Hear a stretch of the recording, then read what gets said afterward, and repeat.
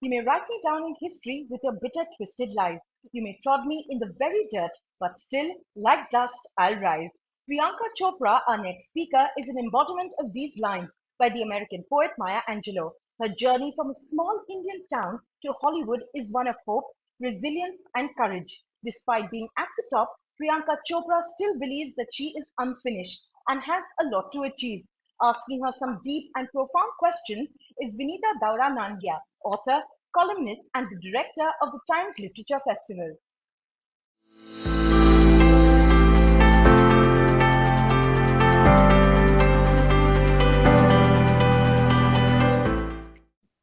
Priyanka Chopra Jonas, successful TV and film actor, a producer, singer, and now an author.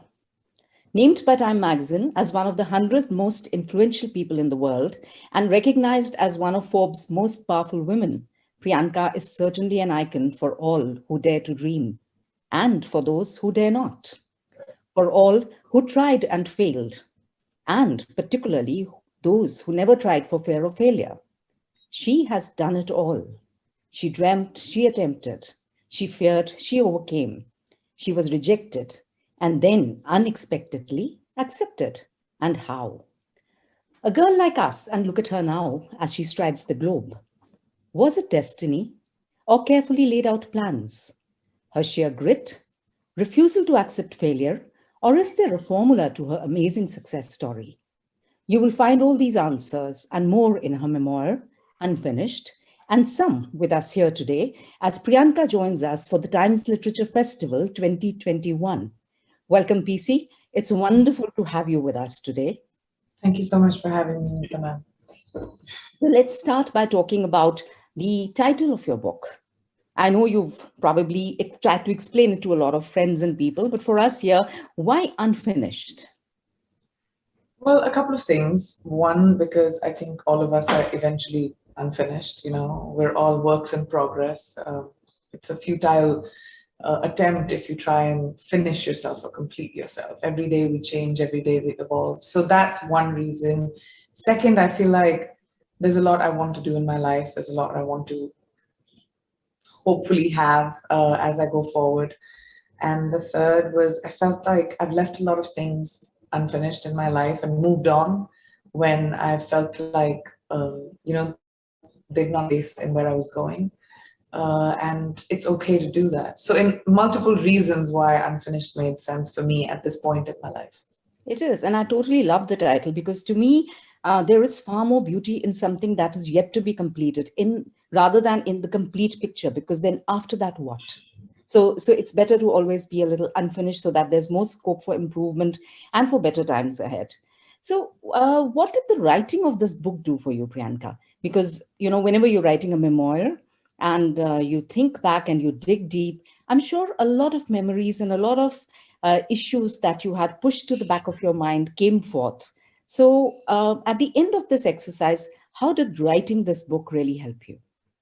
The process of writing the book for me was very crucial that the story is where I am in this moment. In this moment, when I look back into my life, what feels true to me, right? So absolutely, when I started going down that road, it was weird and different because I hadn't had the time all these years to even look back and introspect. I didn't even want to actually. I may not have had the inclination either, honestly. But because I was home during COVID for quarantine, almost 6 months, it helped me dig deep. I had to first decide that I was going to do that. I've been a very private person all my life. So I had to decide when I was writing the memoir. There could have been two kinds of memoirs, right? There could have been one where I just skimmed the surface like I have for the last 20 years of being in entertainment. I'm not someone who shares my life, but I could have skimmed the surface. I chose to dig deep because I felt like there's been so much that's been written about me. Books have been written about me, and people feel a sense of familiarity with me. And I just wanted to, for people who know me, sort of give them an insight into what my truth for me is. And for people who are getting to know me, hopefully through me, they'll get to know where I came from, my culture, my work ethic, which has really defined who I am. helps, I'm sure it helped give you a perspective about yourself in your life as well.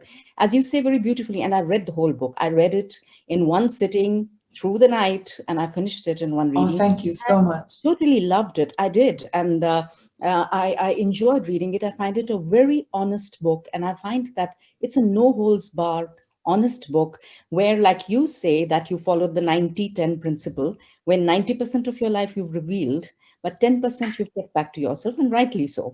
But in writing this book, when you were thinking through, I'm sure it gave you a perspective about yourself.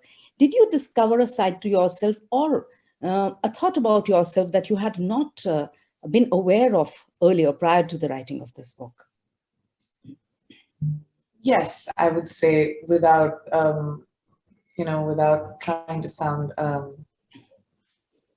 think pompous maybe, but when I got out of the other side and I read the manuscript for the first time, I was very overcome by emotion of just how many mountains and valleys I kind of have been through and not sort of dealt with, not thought of. Yes. And I was exhausted and exhilarated at the same time when I finished reading the book. I patted my younger self on the back for, having a sense of principles and values and living my life on my terms. I, gave my younger self a hug and said it's okay for all those times when, you were sad and cried through something which was really hard. And, I gave myself a reason to breathe. I was like, okay, I've done this well for the last 20 years, and now it's time to find a sense of solace in where I am, a sense of contentment, a sense of peace, and confidence in my craft. I'm very confident in what I bring to the table now, unlike what I was, of course, when I was starting out. So it was a mixture of all of these emotions, but the best way to describe it is feeling sort of exhausted. Yeah, that's beautifully put, and no wonder you've written such a good book, because a person like you who expresses herself so well is bound to write well, and especially when you write like in the way you speak, which is, believe me, very difficult to do. Most of us do not write the way we speak. We try to inculcate a different kind of writing style, and it doesn't work. It falls flat on its face. So in your book, it was almost like conversing with you, like sitting with you and hearing you talk about it all. I have to say that was a very crucial part of writing the book for me. I really wanted to tell the stories like I would tell my stories to a friend, over coffee or something. And I think I did a lot of recording my thoughts instead of just writing them, because I think faster than I type. So I started writing in a journal, and I was, thinking faster than I was writing with a pen as well. So I started recording myself a lot and transcribing that. And I think that really helped me in getting my voice across. But it was very difficult to record it for the audiobook because I speak in such long sentences. So when I was recording the audiobook, I was like, oh my gosh, this full paragraph is one sentence. Yeah. Breathe, Priyanka, breathe. Yeah. For the next book, I learned that lesson. You're a comfortable mashup, you say, of the East and the West, the old and the new. And you go ahead and prove that in your book. You said the cultural mashup invigorates me, because you feel that, there's, we all need to learn from each other, like you said. And you've seen different parts of life, different parts of the world, and belonged to them, as not many people have the privilege of doing. And you worked in areas where you felt you did not belong, and you felt a little uncomfortable, but you got over that comfort and worked still in those places. But one thing I noticed, Priyanka, a lot of people in such circumstances would get up, fight back. And I noticed in your book, in your entire story, you never did that. You did not stand up and fight. Instead, you very intelligently stepped back a little bit, thought about it, and tried to find a different way for yourself, a different path, and tried to do so. So when you came to Bollywood and you found that, okay, there are a lot of fences that are put up, there are a lot of doors that are shut. So you tried and you found a different kind of oeuvre for yourself, and you decided to find the kind of roles which not many others would fight for, and where you would fit in comfortably. and you got those. Even when you faced racism at your school, it was more like, you went away from there. Was that because you think in life it is better to step away from negativity and evil, or fences, and then try and find another path? Would you do the same today? Well, this is a little convoluted answer, so go with me. But I feel like, so if you're trekking and you see like a really big boulder right in front of you that has stayed there for thousands and thousands of years, right? That's the idea. Instead of picking at it as one alone person, I'll try to go around it. And when I've gone around it and I've reached the other side, so many other people will be able to go around it and find their way instead of getting stuck and fighting this big boulder. So exactly like that, there are fences and there are ceilings that have been created for women, for people, in every field. And sometimes the best way to prove that you can do it is by doing it, instead of fighting a fight that has existed for such a long time and wasting the wonderful opportunity that you might have by trying another route. I don't always have one plan. I always have multiple plans. I don't get defined by one failure. I'll dust myself off and I'll try something else, because eventually it is the steps that you take going forward. Instead of getting stuck, it's important to keep moving and taking one step forward, and slowly you'll turn around and see that you've gone a really long distance. Absolutely. I agree with you totally. Instead of spending time fighting, and trying to move that boulder, which will not be moved by one person, it's always better to find a new path. And I But totally it moves when you do it by example. Suddenly that boulder will not have any importance because I've gone around, and then somebody else will go around, and then there'll be a road that will take you around the boulder. And probably the boulder moves around to take a look at you. Where did you go? Yeah. What happened to you? So, okay, that's but Alex Parrish, the character you played in Quantico, is totally different. Is somebody who is bold and brazen and just goes forth. And did you really relate much with her? In ways, yes. I'm a bold person. I'm not someone who works on the back foot. I'm more on the front foot. But that's a character I'm very proud of, because I hadn't seen in American TV or film too many leading ladies who are Indian in mainstream movies, Yeah. And I was very proud of being able to play just a mainstream character without without being burdened by my heritage, which should be an asset. It shouldn't be a burden, And I was very proud of her, and I loved the fact that she was her own character. She was her own person, and she wasn't scared of anyone. She wasn't even scared of being alone. In fact, she made her own decisions. Alex was a very liberating character to play. She was a lot of fun. Yeah. And how about all the negative characters that you played in Bollywood? Which were the movies that really did well for you, and we all enjoyed watching them? I guess people like me as a bad girl. Why is that? Why is that? You don't see yourself as a bad girl, do you?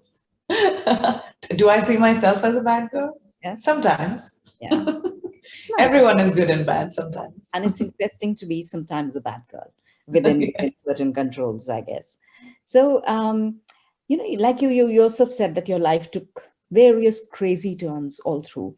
And a lot of the times you planned for something, and something else happened in your life. You wanted, to be an engineer, but you became a star. You became a Miss India. You became a Miss World. And from Bollywood, you reached Hollywood. You became a music star and a singing sensation. So, do you believe in destiny? Do you believe that fate has it all written for us, and we just make efforts without any rhyme or reason, and whereas destiny or someone up there knows what's going to happen ahead in life? Should we even try? I believe in destiny and hard work. I feel like there are doors that are decided for you, or opportunities that are sprinkled around you. And it really is, a person's character that will allow them to recognize the opportunity and exploit the opportunity, and to work hard within the opportunity, and to understand when it works for you and when it doesn't. I think that it has to do with certain, a sort of a mindset. But I do believe that milestones sort of are predetermined, of, I think, what your personality is like and what your strengths are like. And I think opportunities are sprinkled around us. It is up to us to, move out of the fog that we all live in as human beings. Sometimes we're emotional, we're sad, we're insecure, we're angry, and all of that creates a fog. If you can focus and on your larger ambition and larger goal and see through all the fog, then I think it's an easier route for destiny to shape your life in the best way possible. Yes, very, very, very nicely put. What are the qualities that held you steady through all the crazy turns that your life took?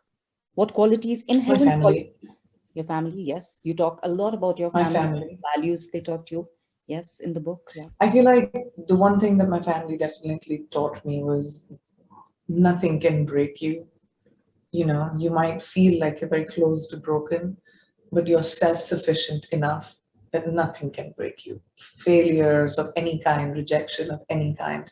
And when you have a family that gives you such a sense of support that no matter what happens, I can come back to my parents and say I messed up and they'll still be in my corner, that kind of confidence gives a child a really large sense of self. Yes. And I think having my family have my back no matter what I decided, and support me no matter what I decided, was the greatest gift of them all for me. Yes. And I think that held me through a lot of ups and downs that it kept me steady. It kept me from drowning. I give a lot of credit to my family's support. Confidence you've talked about in your book, and you said confidence is not something that is inherent most of the time. You build it up. So how difficult is it to build up confidence? But to me, it's like a muscle. It's like जब आप गाना गाते हैं रियाज करना पड़ता है. So the same way, Yes. and for anything, you have to practice it. So confidence is something that has to be practiced. No one is born with it. Your circumstances define it, your environment defines it, your personality defines it. So I think that if you think about it this way, that you don't always need confidence, okay? I'm having a conversation with you today. We're just the two of us and just talking, right? I don't need to come in with a sense of like, I'm so confident. But there are times where you do need that. When you're walking into a room and you're insecure and you need to find that confidence, that's when you should have it. So I think it's important to remember that it's okay to be human and it's okay to be scared and it's okay to be vulnerable, but to have access to that confidence when you need it the most and use it when you need it the most. And that's what people have to practice. It's not something that you're born with. I wasn't always confident. I learned how to do it. And the easiest way of doing that is actually by listening and being aware of the room, not talking too much and listening to why people do what they do. Yeah. That reminds me of what you said. You learned by watching other actors, and you say in your book that there were 2 lessons that you learned while just watching other actors. It would be very nice if you could repeat them for us here. You said that listening, they listen. And the second thing you said is that they are able to play multiple emotions together. Well, the first one is acting is predominantly reacting. And actors who are waiting to say their own lines instead of listening to what your co-actor is saying will always seem self-absorbed. The greatest of actors actually have, even if you know what your co-actor's line is, even if you know, Kevi, what their emotion is, you have to really listen to what they're doing, because you have to react to the way they say the line, to what they're feeling in that moment. And that was a really large lesson for me very early on, that acting is reacting. And the second was that there's never an isolated emotion, right? Like as a human being, you'll feel multiple things. I'm talking to you right now. I have an interview after this. I just came back from set. I want to try and find something to eat. I have to get briefed about something. I'm thinking multiple things, right? So when I'm acting this scene, I have to think about all the things that I'm feeling as a character. Only children have isolated emotions. Like when I'm angry, they don't care who they're in front of. They'll have a tantrum, or if they're upset, they'll scream at the mall also. Even if you're outside, they'll be like, they'll cry. Those are isolated emotions. But as we grow into adults, we have multiple emotions at the same time, and it's crucial within a scene to play it honestly. That you can't just say, "Scene mein aap gussa hai, so zor se gussa kijiye." It doesn't work that way. Yeah. No, I really enjoyed reading this bit, and it was something new that I learned as well. And even in conversations, most people are just waiting to say what they have to say, or in interviews. Instead of They listening, don't listen. absolutely. And that's no kind of conversation. What's the next what's the Yes. next question I have to ask? And honestly, for someone who gets interviewed a lot, to me, I disconnect so easily when the person who's asking me a question is, reading a paper or trying to think of their next question while I'm answering. So, I get really distracted because it doesn't feel like a conversation. Yeah. So coming back to your family, your parents, another incident as I mean, your book is full of beautiful anecdotes, very interesting anecdotes, which people must read and understand. But there's one portion that I feel if you tell us a bit about it, it'll really help a lot of people, because I thought it was a beautiful thought. Your dad told you, be like water. So, and I really think it's a beautiful thought. It helped me a lot to just, read about it. So please tell us a little bit about how can you be like water? But it's such a beautiful thought, right? I was about 5 years old, and my dad and my mom both were in the military, so we used to move every 2 years. And when I had to leave my best friend or my school, I was really upset and I started crying and I said, I have to move again and I don't want to go. So my dad told me something which was such a sense of power. He said, the new place that you'll go to, you'll have no baggage of what you have right now, that this teacher doesn't like me, or this friend is not my friend, or whatever. When you go to a new place, you have a clean slate. So you can be whoever you want. And he said, you should be like water. And I said, what does that mean? He said, a water can be as powerful as a waterfall, okay? Where it can cascade down onto stones and make holes in stones. That's how strong water can be. But at the same time, it can be as still as a teacup. It can be anything, and anything it wants to be within any vessel that it's put into. So you should be like water, adapt anywhere and thrive in any kind of situation that you've been put into. And it was so empowering at such a young age to know that I'm not bound by the situation that I'm in. That if I go into a new city, I need to be curious instead of afraid of what I know, instead of being scared of what I don't know, lean in and ask the question and educate yourself. So it was a very powerful thing to learn at such a young age. Gave you the confidence to reinvent yourself, because whatever's happened has happened, and you can always leave it behind you and become someone else, or not someone else, really do something else. And perhaps that is the main reason you have reinvented yourself so many times. So many times.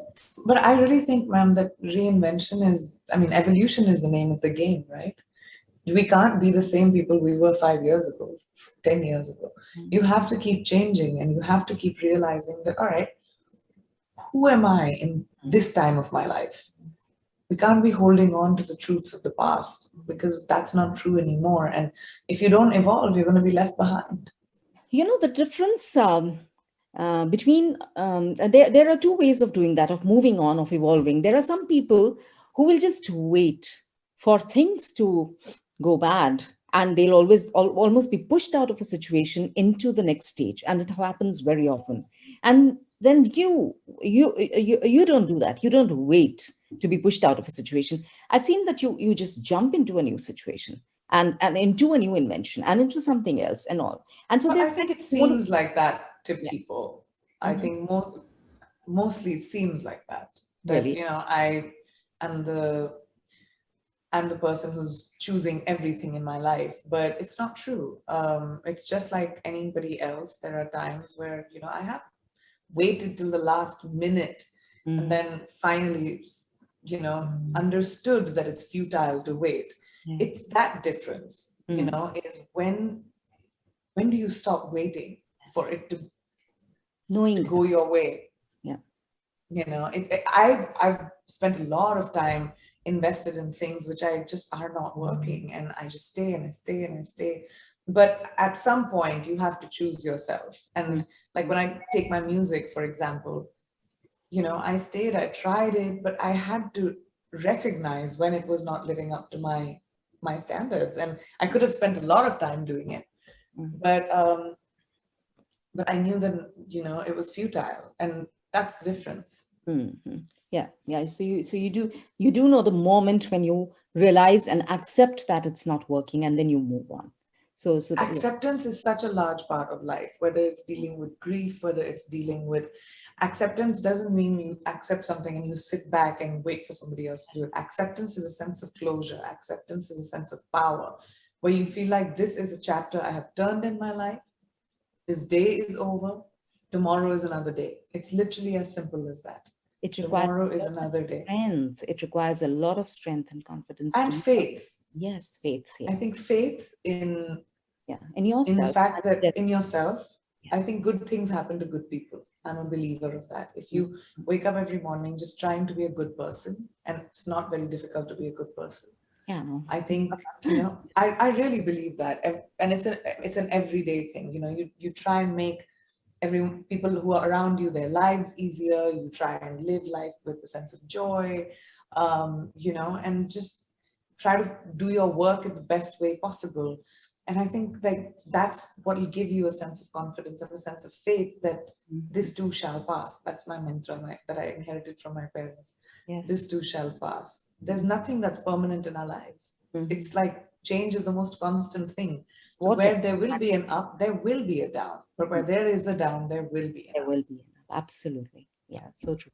So what to you is the purpose of life, Priyanka? You talk about it in the book, but tell us here again, what is the purpose of life? It's the kind of question we ask Siri. Siri, what is the purpose of life? You do. But honestly, I do have a take on it. And I do think that the only thing that we know truly that will happen is birth and death, right? You're born alone, you're going to die alone. And I feel the purpose in life is what happens in between those points. I think the purpose of our lives is the journey that we're going to live and what you do with that journey, whether it is happy, whether it is joyous. Life is a gift. I believe that. I believe we are sent on this earth to enjoy the enormous, wonderful things that we have around us as human beings. And if we can't do that, then I think we failed at our purpose. And especially the ones who have the privilege to enjoy the things that have been given to us, and to be very importantly recognizing the fact that you have, the difference between people who have and the people who don't. So I think that I do believe that the purpose in life is to be able to live it in the best possible way instead of being bogged down by the things that are also part of human nature, which is insecurity, ego, pride, anger, and all the negative things that keep us down, that limit us. It's so important to be limitless. And the only way we can do that is if we recognize that our journey is alone. Everybody's coming in and out of your life for a little while. Doesn't matter. It is what you do. Yeah, true. Priyanka, when news of your book came out, everybody thought, okay, see, like you say, the 90-10 principle, but in the life of a public person such as yourself, 90% of your life is in any case known to all of us. I mean, there's paparazzi, and there's that's what everyone thinks is like 90% of my. You don't even know 15% of my life. Yeah. Okay. So the book, when it's put together in the book, you think that, okay, I didn't know this, and what is more important is to know it from your perspective in your voice. Because when we are looking at the 90%, we see a completely different Priyanka. And after finishing your book, I said it to a few people that after reading the book, I have a completely different perception of Priyanka than I ever did. Can I tell you why? Yeah. Because the perception of me you had was brought to you on a platter by multitudes of people who thought they had a perception of me. Exactly. So as a public person, that's what happens. Like no one really knows you. It's just people who write about you make people think that they know you. Yeah. And you can't go around correcting everybody. So your book is the best answer to them. But when news of your book came out, I mean, there were several ladies in Bollywood who were shaking in their stilettos, wondering what is going to come out in the book. There were many men, I'm sure, who were very scared and, running around and figuring out. And I mean, I know for sure that wondering, is she going to name people? Is she going to be naming people? But I thought it was very, very sensitive of you, the way you written about love and love as you experienced it, your friendships with people, the way you've written about it. You've said everything. You've said everything about yourself, your feelings. You've shown your vulnerability. You've shown your sensitivity, but you have not named names. Were you tempted to at any point? No, because it's no one else's story but mine. It says Priyanka's memoir, right? Yes. So Yeah. my story. Yeah. And it's actually really funny. I read a few reviews which said that, oh, it wasn't, she didn't speak the truth about, things like that. And I was like, oh, so basically you wanted a gossip rag in my book. Exactly. You wanted it to be a tell-all. I'm not Stardust. Yeah. Yes. And that's not, I think most people, that's the thing that, I'm really grateful that my book is a #1 bestseller around the world without it being salacious, because I don't respond to that. I am not that person. I believe in having grace, and a lot of media doesn't. Yes. I believe your book has made it to the New York Times bestseller list, and that's amazing. That's really good. And it's doing very well across, I hear. Yeah, I did that within a week of releasing, which was crazy. Yeah. Do you know that's what people feel or what people believe or what they were looking forward to is all a thing apart, really. But I do feel it is a very, very honest book, because you've revealed stuff about yourself and your feelings. You didn't hold that back. What was the toughest bit for you to write in the entire book? I mean, just writing the book was really tough. I've never written a structured material like that. I've written op-eds, I've written columns, prose, but writing a book is a completely different thing. You have to have introduction. You have to know where you're ending a book, what each chapter means, and the technique of writing the book to me was the hardest part, and to make it an interesting read. I didn't want this book just to cater to my fans or people who love me. I wanted the big book to be a good read. I wanted it to be interesting and funny, and like it should take you through, have a sense of personality like mine. And I think that was hard. I really used to always go back to, if I was narrating the story, how would I narrate it, and then go back and write it like that. Yeah. So when you talk about love, and when you talk about your relationships, you talk about having made the mistake of perhaps trying to change according to other people's expectations, of giving too much of yourself, and accommodating other people's expectations. And then you also talk about, in a different portion of the book, about your parents' relationship and how you wanted a relationship just like theirs, of a true partnership, and romance and poetry and music is how you've described it. And it's beautiful, really, your parents' relationship. Have you found that? And what are the lessons that love has taught you? Yeah, I have a ring on my finger, so I've definitely found it. I wouldn't have settled down if I didn't find it. And what did you say love taught me? Yes, the lessons that love taught you, that you could share with others. And in a loving relationship, how should a person be, what one should never accept, and what one should look forward to? I think that love is the most crucial thing in life, and that's the end game, and that doesn't just mean love your partner, but it means also loving, your parents and family. And I really believe love makes the world go round. And, that for me, love over anything. And the only way to love is completely and fully, and give yourself completely. But you also have to get someone else giving you completely, instead of it being skewed where only one person is doing it, doing the heavy lifting. Second of all, I think the one thing that my marriage has definitely taught me, which I guess I didn't feel the need to have, which now I can't live without, is having your partner give complete credence and credit to the job that I do, to my work, to it's so amazing when I see how Nick accommodates his life for my achievements or my career and where I have to go and what my choices are, how it's so important to him that I win. And that was something I didn't realize that I needed, a cheerleader. So it feels like, the one thing that's most important to me outside of my family is my work. Yeah. It has stood by me like a rock since I started as 17 years old.